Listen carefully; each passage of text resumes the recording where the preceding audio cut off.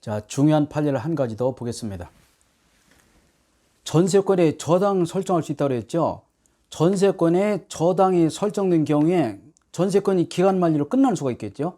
10년 넘지 못하니까 전세권에 저당권이 설정된 경우에 전세권이 기간 만료로 끝나게 되면 전세 설정자 누구죠? 부동산 소유자는 전세금을 돌려줘야 되는데 전세금 반환 채권에 대해서 제3자 등의 압류가 없다면 저당권자가 아니라 누구에게 전세권자에 대해서만 전세금을 돌려줘라. 굉장히 중요한 판례겠습니다. 이 판례 꼭 알아두시고 전세권에 저당이 설정되었는데 전세 기간이 끝나면 전세 소멸되고 전세 소멸되면 저당권도 소멸되기 때문에 부동산 소유자 즉 전세권 설정자는 전세권자에게만 전세금을 돌려줘야 된다. 그런 판례인데 제가 그림을 좀 그려봤습니다. 전세 기간이 끝난 경우죠. 갑의 토지에 을이 전세권을 설정했습니다. 근데 을이 전세권을 담보로 표에게 저당을 설정했네요. 문제는 을의 전세권에 기간이 있겠죠. 근데 기간이 끝나버렸다. 그럼 전세권 소멸이죠. 이 전세 기간이 끝나면 전세 소멸되면 저당도 자동 소멸되기 때문에 전세 설정자인 갑토지 소유자는 전세금을 누구한테 돌려주라고 을에게 줘야 된다. 그런 얘기 되겠습니다.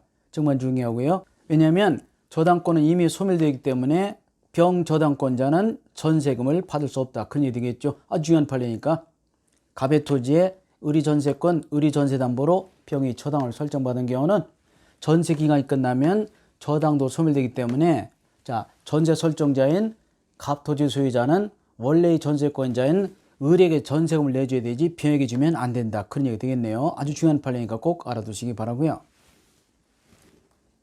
자, 부속매수. 부속물은 임차권에 나오죠. 부동매 알아두시고 부속물은 전세 설정자가 동의 또는 전세 설정자로부터 매수했어야 돼. 부속물 인정되려면 부속물은 똑같습니다. 전세권과 임차권은 똑같으니까 그냥 부동매 알아두시기 바라고요. 부속물의 요건이 되려면 동의 매수 필요하다. 전세권자의 매수 청구권은 동의 매수가 필요하고요. 설정자도 있는 경우가 있습니다. 나중에 배우지만요. 부동산 소유자도 부속물을 매수할 수 있어요. 그 경우는 전세권자는 넘겨줘야 됩니다. 거절하지 못한다는 거. 특별한 이유가 없으면 정당한 이유 없이 거절하지 못합니다. 자, 부속물은 동의 매수 필요하다. 동의 매수, 부동매. 원상회복과 매수 청구권. 전세권이 끝나게 되면 전세권자가 나갈 때 원상회복 의무가 있습니다. 원상회복 해줘야 돼. 깨끗이 씌워주고 원래 상태로 복구해야 된다. 원상회복 의무가 있고 또 매수 청구도 있습니다. 원상회복과 매수 청구권이 있고요. 전세권자는 원상회복 해야 되고 근데 전세권 설정자 즉 부동산 소유자가 부속물에 매수 청구할 때는 전세권자는 정당한 이유 없이 거절하지 못합니다. 팔고 가야 돼.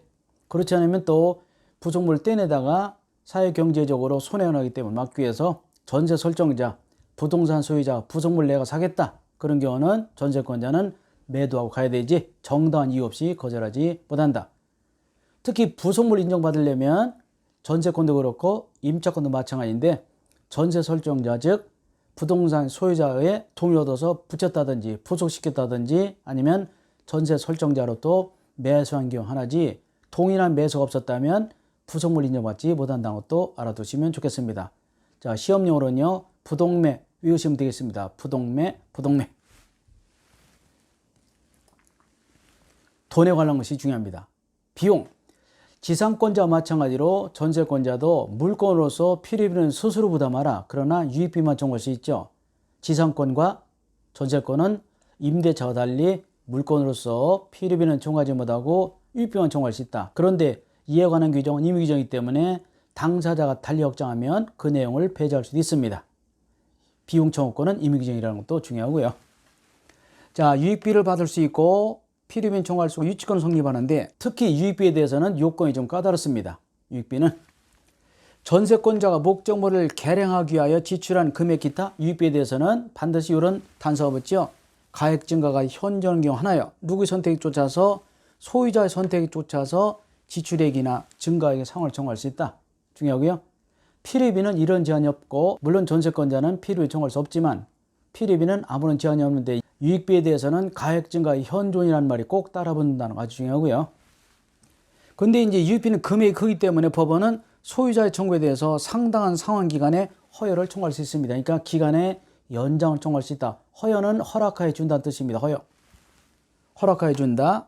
허락하여 준다. 상장을, 이게 줄 숫자로 있죠. 수권행위. 상장을 준다. 이게 옛날 말이긴 하지만 법전에 규정되기 때문에 끝뜻을 아셔야 되죠. 왜 그렇겠습니까? 유익비는 금액이 크기 때문에 그렇습니다. 그래서 법원은 소유자의 청구에 의해서 상당한 상환기간을 허여할 수 있다. 여기는 상환기간의 연장을 허락해 줄 수 있다. 그런 뜻이 되겠습니다. 전세권자의 배상 책임은 전세권자의 책임 있는 사유로 멸시되다. 당연히 배상해야 되겠죠. 이런 게 시험 나오질 않습니다. 나와봐야 얘는 답이 아니죠. 답이 아니고 항상 유익비에 대해서 이런 제한이 붙는다든지 필요비 청구할 수 없다. 유치권 이런 게 나오는 거죠. 빨간 거 잘 보시기 바라고, 결국 모든 시험의 답은 이 요약집 안에 있다는 것을 거듭거듭 말씀드리고요. 요약집을 최소한 몇 번 이상, 3번 이상 보시고 평가하실 것. 요약집 한번 쓱 보고 나서 책이 좋다 안 좋다 평가할 수 없습니다. 3번 이상 보실 것. 저도 기생충 영화 봤습니다만은 기억이 하나도 안 나네요. 영화를 봐도 기억이 안 나는데 이 어려운 책을 보는데 한 번 봐서 기억이 나겠습니까? 최소한 3번 이상 보시면 여러분들이 모의고사 또는 실제 시험 등에서 70 이상 맞는데 전혀 지장이 없습니다. 문제를 좀 풀어본다는 게 중요하죠. 일단은 요약집을 3회독 이상 하시고 나서는 모르는 지문은 자꾸 교재를 찾아서 내 것을 만들면 됩니다. 이게 이제 문제를 풀다 보면 요약집이 새롭게 보입니다. 그래서 문제를 풀면서 요약집을 보시면 되는데 처음부터 대뜸 문제를 풀면 안 풀리죠. 짜증납니다. 찾는 거. 그러나 어느 정도 3회독 정도 하시면 웬만한 걸 맞출 수 있고 특이한 걸 찾으면 있기 때문에 이 안에 다 답이 있다고 보시면서 요약집을 믿고 여러분들이 3회독 이상 하실 것을 다시 한번 부탁을 드립니다. 자, 8열 몇 가지 보시죠. 자, 전세권자가 전세권 소멸 시에 목적을 원상복구하기로 했다. 그 말 뜻은 비용을 포기로 보기 때문에 유치권은 안 된다. 그런 뜻입니다. 전세권자 나갈 때 전세 목적물에 들인 여러 가지 시설물에 대해서 원상복구하겠다. 그 말은 유익비 포기로 보기 때문에 결국 유익비는 청구할 수 없다. 즉 유익비를 받기 위해 유치권은 행사할 수 없다. 그런 뜻이 되겠고요. 결론이 유치권 행사 불가.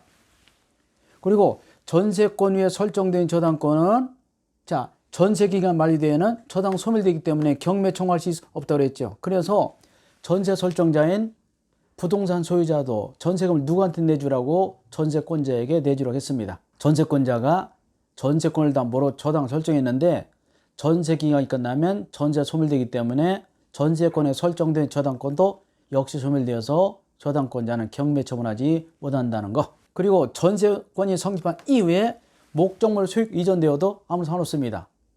주택임대차도 우리가 주택임대차가 계약이 체결되고 나서 집주인이 바뀌어 상관없잖아요. 똑같습니다. 전세권인 경우도 전세권 설정 이후에 건물주인이나 땅주인이 10번 바뀌어도 전세권은 그대로 살아남는다. 그렇게 보시면 되겠고요. 그래서 이 전세 성립 이후에 목적물 소유가 이전된다 하더라도 전세권은 전세권자와 목적물의 소유권을 취득한 신소유자 사이에 계속 동일한 내용으로 존속하는 것으로 본다. 따라서 옛날 구소유자, 옛날 전세권 설정자인 옛날 소유자는 전세 설정자 지위를 상실하고 전세금 반환 의무도 누가 진다는 거죠? 신소유자가 된다. 왜 그렇겠습니까?